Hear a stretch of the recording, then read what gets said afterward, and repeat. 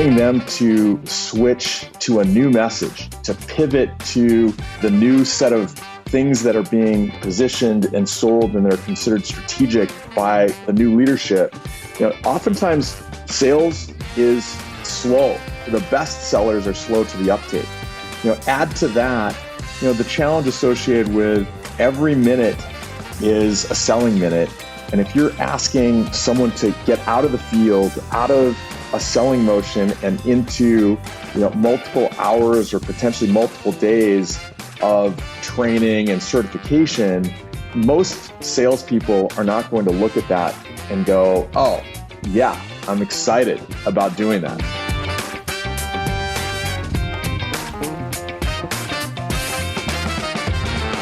Hi, friends. Welcome to the Sales Enablement Podcast. I'm your host, Andy Paul. That was Jeff Santelices.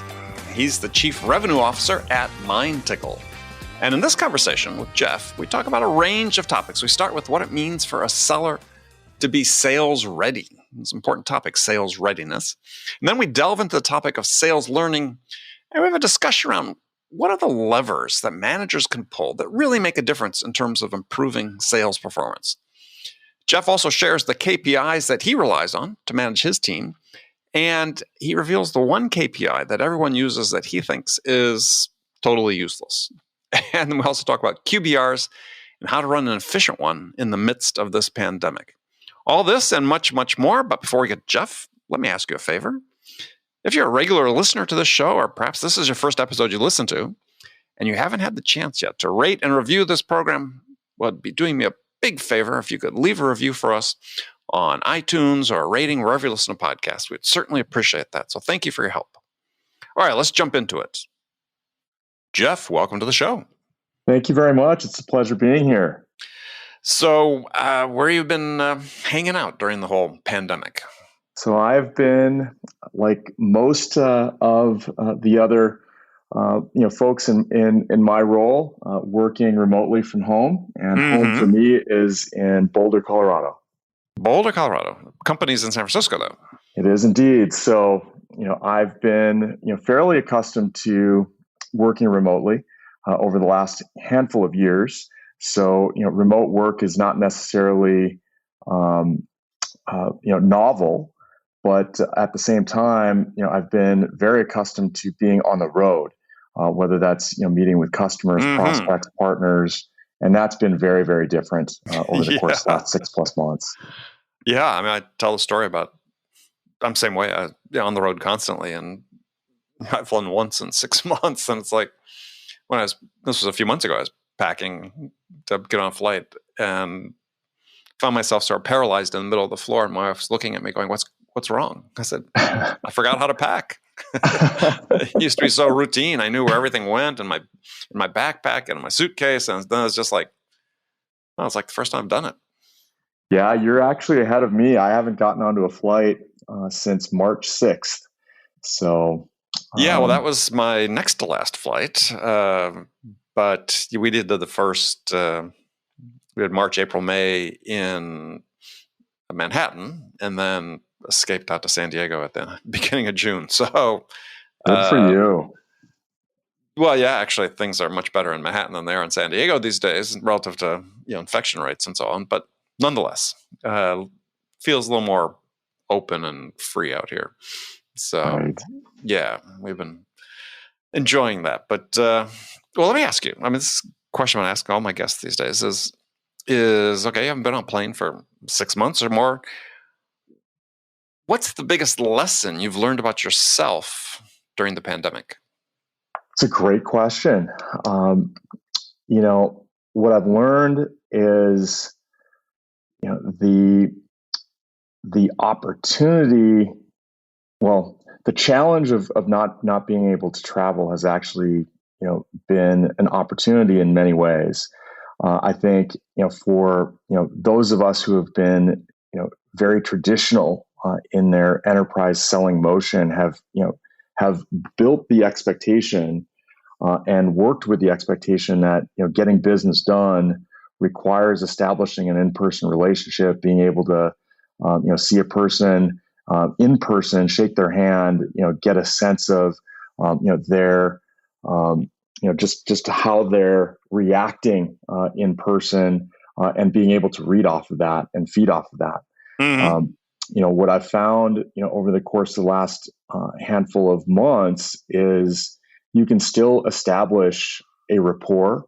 When everyone's forced to go remote, the opportunity to leverage some new tools, some new approaches, and still try to get to that same outcome, which is someone on the other side that is looking at you and believing in you, and assuming and assessing that you are a trusted advisor. And I think our team is and myself, I've been able to I think successfully navigate to that new reality, and in the process, that the number of hours that I've spent on the road, whether that's commuting to the airport, the time at the airport, the time in flight, I've been able to find ways to use that time in more productive and frankly healthy ways for myself.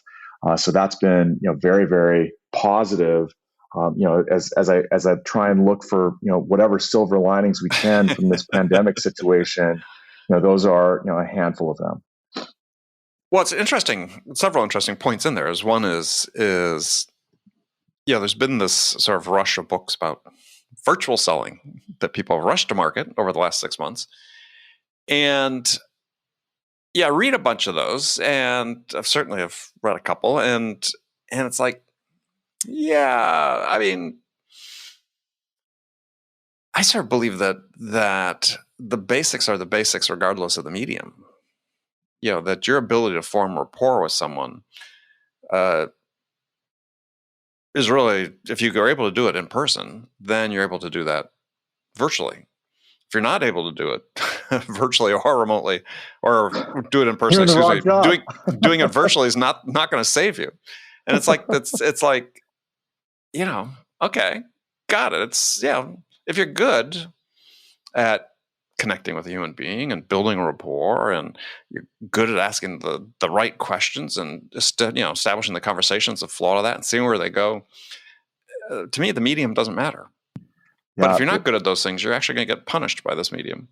Yeah, very, very, very interesting, takeaways, and I agree with that. The insight there that if you were capable of doing it beforehand, you're going to be equally capable, in this new medium, or leveraging this new medium, and I think part of the reason that the in-person medium ended up being very important from a selling perspective was that the belief was the customer was expecting you to be there in person as part of the process. The forcing function that's shifted, at least from my perspective, is if you've been in an enclosed tube with 250 strangers for 4 hours, the last thing in the world that your prospect wants is for you to land in their home or in their office. These days, for sure. So nobody wants you in person. So now both parties are operating under the same expectation, which is, hey, we somehow need to establish trust, build a rapport over this new medium. Let's get to it. And being able to establish that, to your point, is the skill set that the new seller in this remote environment needs to ensure that they're capable of doing. And I think all of us that are good at what we do, have proven the ability to establish rapport in person. And if both parties are willing and capable of engaging in this new medium, they should be able to do the same. Well, you raised several interesting points there. One that we'll dive into now is this idea that sellers have this expectation that the customer wanted them to be there. And I speak from the perspective of decades, probably the oldest person in the whole audience, including the people listening, of traveling around the world, dealing with customers domestically and internationally for decades, is I never I never thought, geez, the customer wants to see me. And I was working for startups, so we didn't have unlimited travel budgets yet. We still had to do what we needed to do. But for me, it was always, I wanted to go visit them because there's something I could make happen, right? Whether it's creating momentum, moving to the next stage, answering specific questions. I never felt like the demand was coming from the customer. It was always like, yeah, I look at it as, yeah, I want you to invest some of your time in me because I've got something to give you and you're going to get a return on that time. Yeah, that's an interesting perspective. And, and I'll agree with that. Certainly as a sales leader and as a seller, there is a desire to, capture the time of the customer. The time that you're in front of that customer is time that your competitors are not, right?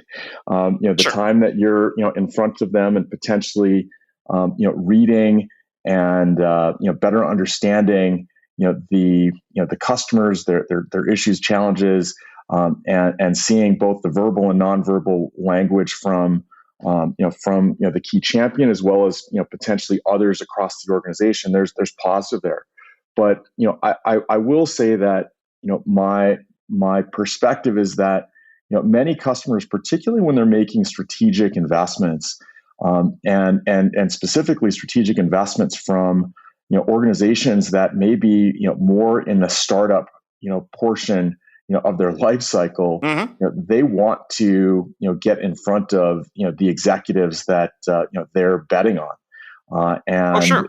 and that time, that in-person time often is very crucial to making the decision to go or not go with a particular technology solution. And oftentimes absolutely. what I hear is they're making that decision less on feature function, but they're betting on the partnership and the team that they've since met. So I do think there's a win in that relationship building on both sides. Oh, absolutely. But my perspective was slightly different, which was, and I agree on all those things you said, was that it's just who's creating the impetus for the meeting.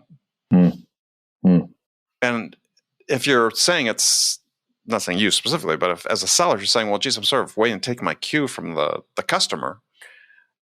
My contention is, well, that's the wrong approach. That's the wrong perspective to have on it. Because, yeah, you need to be, to the extent you can, you need to be driving that outcome in that conversation. And it doesn't mean that, yeah, they definitely want to see you. I worked for startups my whole career, practically, selling mission critical communications networks. Yeah, they wanted to see us because we were small. Oftentimes the size of the contract was bigger than our annual revenues. Right. So we definitely had to go meet them, but it was sort of done on our schedule. Right. And we weren't waiting for them to sort of say, well, we need to meet your guys. It's like, we're way ahead of you on that, right? We've got this planned out. And part of that was, I think this whole lot of discussion about travel and businesses, because sales teams are sort of, I won't say lazy, but not in the sense that people sort of talk about it. It's the travel sort of became lazy. It's just like, yeah, let's get on a plane. Let's go see somebody. And I found it's a formative part of my career selling to major enterprises, working for startups where we had limited funds, oftentimes bootstrapped, is we had to be able to justify what was going to happen in that meeting in order to get approval to go travel. Mm-hmm.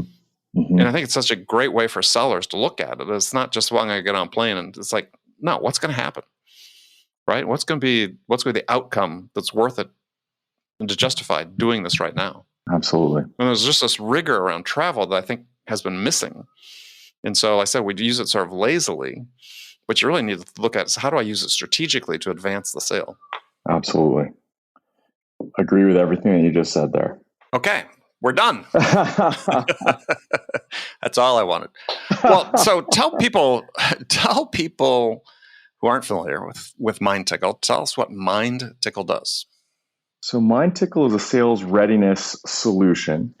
And our vision and the path that we're taking is to service customer-focused organizations and to ensure that every one of their resources that is in front of a customer, a prospect, a partner is on message, on task the first time and every time. And our strong belief is that every interaction is a revenue generating opportunity, a brand creating opportunity. And you can either drive that new revenue opportunity, or establish and enhance your brand, or you can do the opposite. And it's absolutely critical that all of those resources end up being on message, on task. And our solution, our platform, helps an organization do that by executing on a handful of different fronts. First, we end up providing a medium through which all of those employee resources can learn about what it is that new message, that new positioning really is. And we do it in a very micro learning, engaging fashion. And once that content is delivered and consumed, we then provide a medium through which that employee can practice delivering that message in a compelling, concise, confident manner. And they do that through role plays within our platform. And as those role plays are being practiced and then ultimately submitted, your frontline managers, your coaches, end up being able to provide feedback and input to help that employee continue to tune that message and step up in terms of their performance and ability. And then once the employee is actually in front of a customer or prospect, we provide a medium for the frontline manager to provide real-time coaching to ensure that when they're doing well, they're getting positive reinforcement and feedback. And when they're seeing gaps, they're also able to provide a consistent level of feedback and input, as well as remediation to assist that. And that coaching and feedback in execution in front of a real prospect is done through our platform, as well as through an automated bot that can record those calls, analyze those calls, and critically, in our platform, closing the loop of our enablement and readiness vision is assign automatically remediation capabilities, remediation programs for that employee as they start seeing areas where they need to improve versus what it is that you wanted and intended. And all of this that I just described is available on a single platform, single user experience, single UI, single data model, which allows for tremendous actionable analytics for managers to really understand, as sales leaders in particular, where are people on message? Where are they off? How is this impacting my key goals, my key metrics, which oftentimes for sales leaders end up being around sales productivity to help them get to their number. And very specifically, if they're seeing churn and things of that nature, how do I get new sellers on board and ramped and productive as quickly as possible? So, right. Our analytics, end up providing eyeballs into things such as that, and that's where we become a pretty critical component of the sales stack as revenue leaders continue to drive forward. Right. So, but just to make sure that people understand, is as you said, it's a platform. All the learning content though is produced by your customers for their team. That is correct. Okay. We are the underlying platform that allows you to deliver that core content in a very concise, engaging, gamified manner that delivers the content that sellers need at the time of their specific need. So think of us as the delivery vehicle.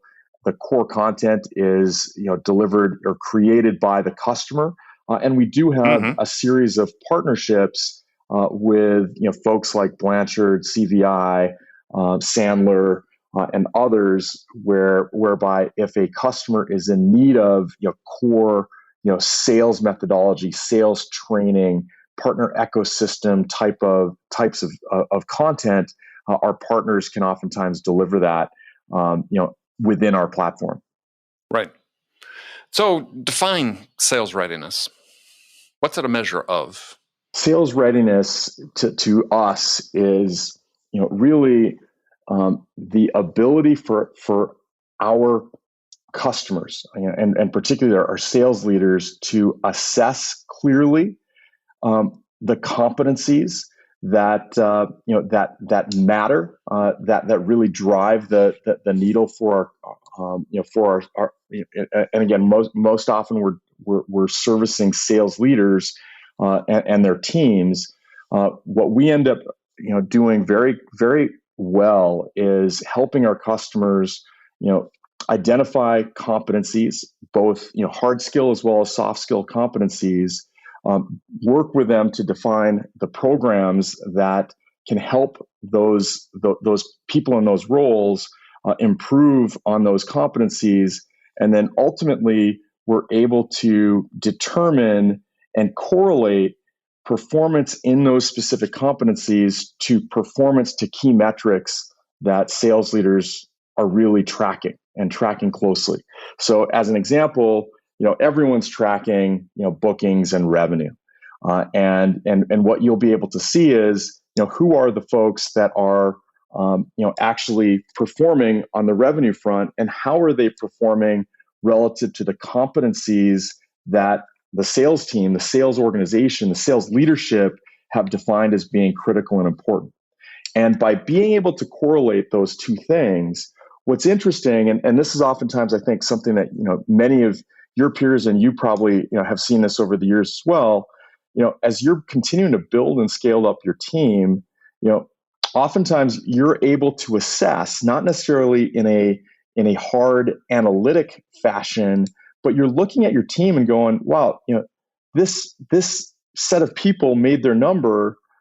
I've been out there with them. They're not necessarily our top tier, sellers. How are they making their number? Why are they making their number? Are they truly our best people? And then on the flip side of that, you've got sellers that you've worked with in the past. They're very good at what they do, and you're seeing them and saying, man, why isn't Jane or Joe? I know they're very good. Why aren't they getting to their number? And you don't necessarily have hard data behind that.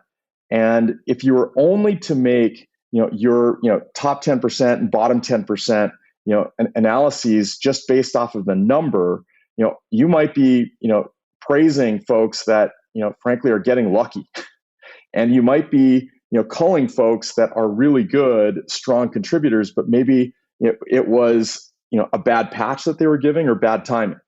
What we end up doing from a MindTickle which is an interesting point though, because I mean, let's face it, luck and circumstance play a large role in sales success. I don't disagree. I don't disagree at all. I mean, it's hard to factor in, right? So it's like, yeah, was this the bad problem with the patch or the person or both? Well, what's interesting about MindTickle and our solution is it actually provides you with hard data and an ability for you to see clearly whether or not that person, that with whatever quadrant he or she is in, their level of readiness based off of how they're performing on the competencies that you've graded. And you can clearly see, this person is, doing really well, and, knows and understands the messaging, knows and understands the competition, knows and understands how to, handle objections. They perform incredibly well in terms of all of their role plays that they're driving, so it's not a matter of skill set or gap that is, holding them back. So you can actually see that and make data-driven decisions as you're continuing to tune your team. So that's where, I think, to your point, there is, a lot of luck. There's a lot of feel. There's a lot of, other soft elements that go into building, scaling, and being successful in driving a sales organization. But what you want to be able to do is build more of your core and your base, with core data, analytics, and eyeballs that give you confidence that you're going to have something that's not going to be lucky one quarter, but actually repeatable, successful, and scalable over the long haul. And I think MindTickle and our sales readiness platform provides that venue to give sales leaders the confidence that what they have they can truly scale and make repeatable. Yeah. Well, I mean, when I look at, there's sort of this general acknowledgement that over the years, its sales training has failed in its mission. But the issue is not really the content, at least in my mind, not really the content as much as the learning methodology. And which is one of the things I'm interested in the platform that you have, is because I think it's one of those that's out there that says, yeah, and it's not just micro learning, but that's certainly a part of it. But it's in real time feedback. It's the way people learn.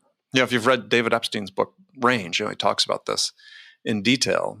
And so I guess one of the things is are people understanding that's really the issue?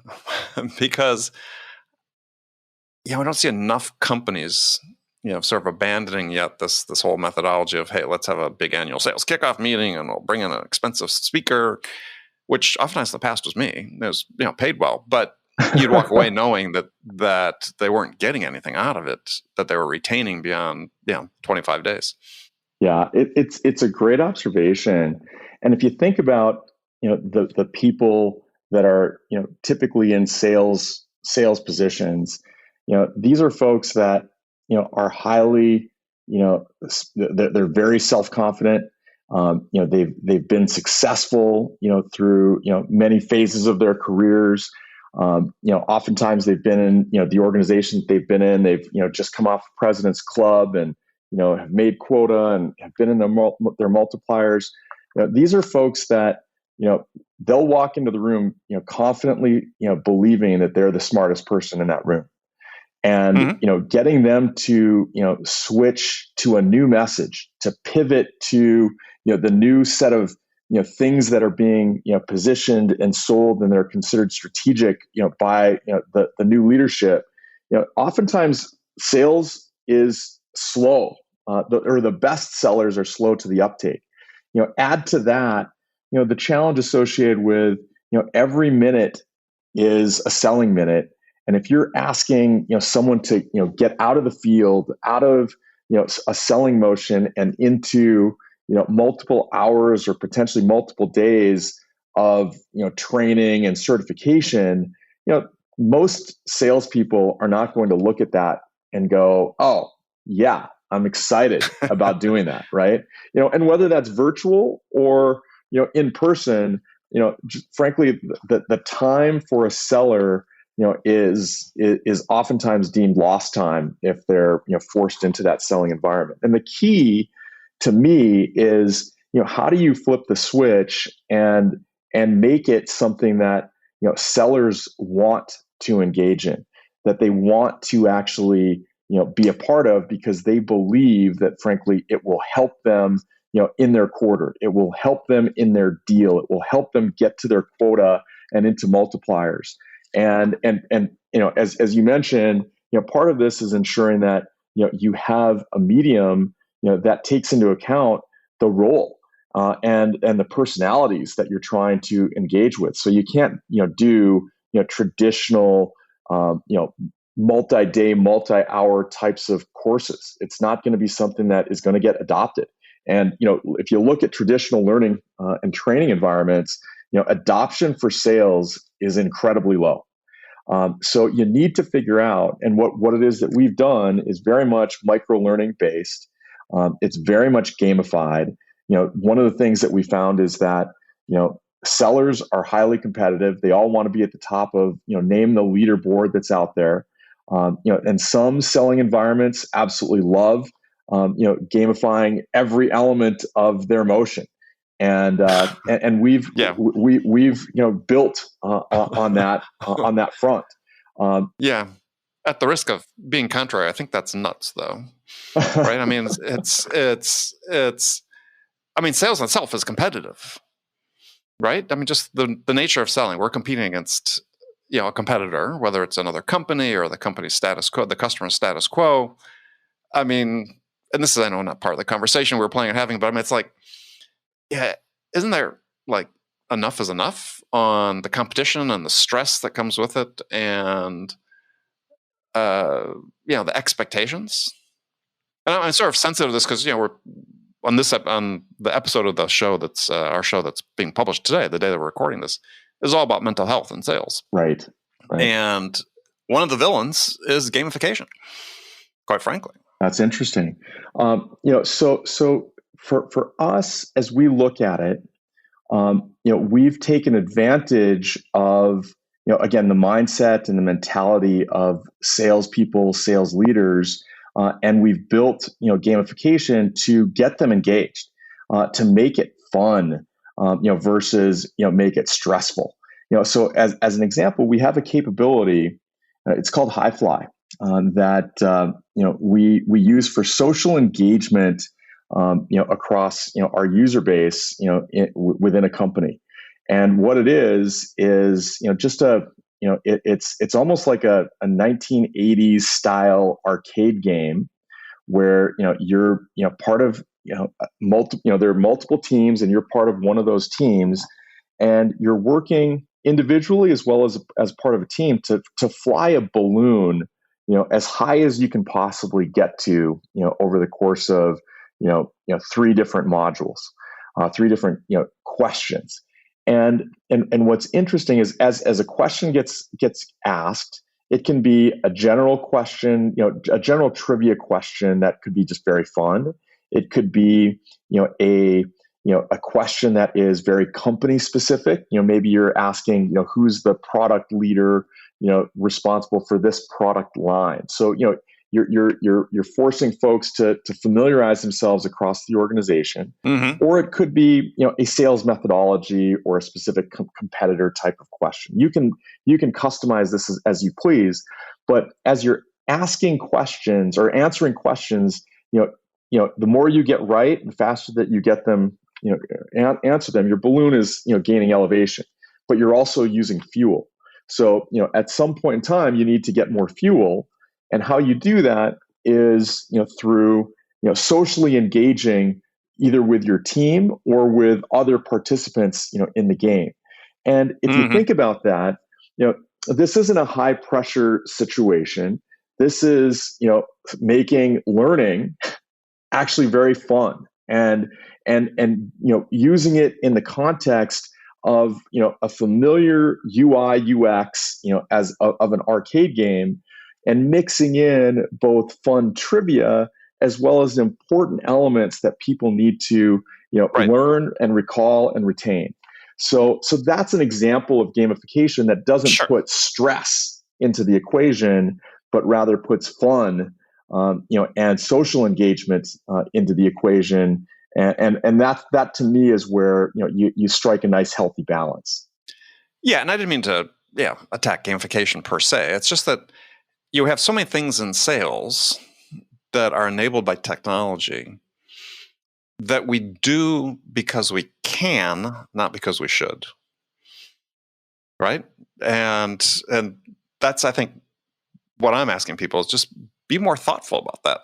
Right. Right? Just because we can have the technology enables us to blast emails in sequences out to customers at a certain rate doesn't mean that we should. Yeah. Right? Just because we can use gamification all the time in every aspect doesn't mean that we should. And it's this lack of, I've seen with the embrace of various technologies is, we can do this, let's. And no one ever says, maybe we shouldn't. Right. And I'm just asking people to add that perspective because it creates, consequences. Yeah, and many SaaS companies, not new to people listening to the show, is in SaaS companies, like one of the things that's missing is selling. Yeah, we're so good at the top of the funnel, and we just sort of play the odds. So we filter down. As a result, we operate really low win rates. Right. Well, why are we doing that? Well, it's really a function of what's occurring when we're doing our proactive outreach and so on. I mean, that's one of the functions. So it's just, yeah. I mean, with gamification, I get it. I think the aspects that it's important to use and does have an impact. But it's like, I hear people talking about, we've gamified everything. It's like, yeah. Because I think people get tired of it. That's the other part, right? If it's one thing if it's something we do every quarter, or something we do, at some interval that does make it fun, makes it a contest, so on and so forth. Great. But it's like part of the daily routine. I just wonder whether people just sort of begin to tune it out. Interesting. But anyway, so I was going to ask you a question. So, because really, this is a platform. One of my passions is I think there not enough happens in sales is this continuous learning. Mm-hmm. And you addressed it. You said the top sellers, oftentimes, wrinkle their noses when you have things like, hey, spend time on this platform and learn, which I think is more symbolic of the larger issue, which is getting sellers to invest a sufficient amount of time learning. But I'm just sort of curious, is when you look at your own sales team, what's sort of the biggest learning need that you see? Yeah, great question. And as we've gone through, our own, analysis of how our funnel is performing, one of the things that, over the course of the last handful of quarters, that we started with, was really, ensuring that we had all of our team, getting to, the core message and delivering it in a consistent fashion. Because, again, analyzing, both, how our frontline managers were, listening in on calls, right. both, top of funnel, middle of funnel, and, at the tail end of the funnel, we were seeing, our team delivering, different messaging, and we needed to drive to, a much more consistent, approach. So that was one area, that we ended up, seeing, our team, needing, to work on, quite a bit. As we worked through, the last handful of quarters, what we were recognizing is that, our top of the funnel, efforts, where we were really, executing on discovery, and qualifying, specific opportunities in or out, was not where we needed it to be. So recognizing that, we ended up, focusing in, over the course of a quarter, starting with, just as you mentioned, a QBR, where we brought in, an outside expert that, is very adept at, and has a proven methodology for, top of the funnel discovery and objection handling. We started with that as, a session during our QBR, and then followed that through over the course of the quarter with a series of missions and role plays and other activities that would continue to reinforce what it is that we learned and take our sellers up through the next levels of learning. So for us, using our analytics to understand where we were weak and challenged, and then leveraging our platform over time to not only intake some of the best practices, but also ensure that we were delivering content that would help them continue to move up level on this skill set, and then continue to measure it over time. Those were the areas that I think we've been focused on over the course of the last 6 months, and I think it's proving to show some significant value even through this COVID window where I think all of us thought the sky was going to be falling. We've actually found a lot of folks that are after we got through the initial shock of the shutdown, they're recognizing that investing in this area, in this arena, now that they've got fewer people that need to be more productive, or they're finding themselves with growth that they didn't anticipate as they went through their replan. They're actually making bigger investments, and we're able to uncover those opportunities. Partly because of the investments that we made over the course of the last 2 quarters. Yeah. Well, what's our final question for you is in this, more, I don't want to say philosophical necessarily, but over my experience has come to realize over the years of building teams and consulting with companies extensively about this is that there's a limit to how much benefit you get out of sort of skills training. And at some point, the difference between tiers of performers is more about mindset and perspective, right? Having a better understanding of what their job is, or a growth mindset versus a fixed mindset, or whatever dimension you want to take on that. And so how do you look at, well, how do we educate people about that? Because I think at a certain point, the marginal gains, the incremental marginal gains you get from training are small, but if you get people to look at what they're doing differently, perhaps that's where you get more gain and more impact. And included in mindset also is, in my mind, is one of the areas we fail with sellers is we don't help them develop the requisite business acumen to be as effective as they could be. So I was wondering, how do you train those things? Yeah, that's actually a great insight. As I think about some just my own approach to some of this, I think about from a growth aspect perspective, ensuring that we're even within a specific role, ensuring that we're providing our team members with a path to growing, expanding, getting promoted, getting from one level of seller up through another level of seller, so that they actually have a view into a career path and a career track, and they know and understand some of the skill sets that they need to showcase in order to move from one level to the next. So as an example, the career tracking and pathing that we've seen. We don't have all of these levels here at MindTickle today, but at the starting point is a BDR. So a lead development rep coming in, they will assuming they hit the right marks in that specific role, their next role is an associate account executive job. Where they'll take smaller opportunities, they'll have a smaller quota, smaller opportunities, and they're doing a mix of selling and business development.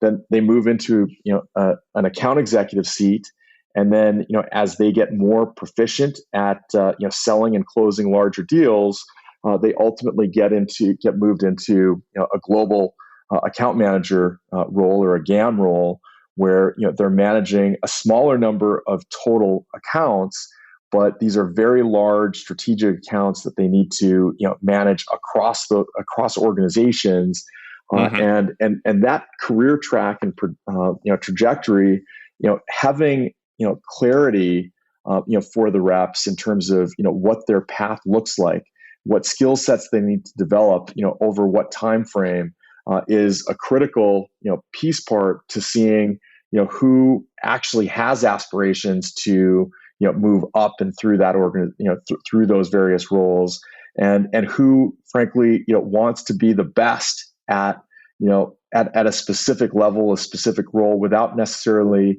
moving, transitioning, et cetera. So as an example, I have folks that it's clear to me they are very happy being a career BDR. It's what they like. It's what they intend to do.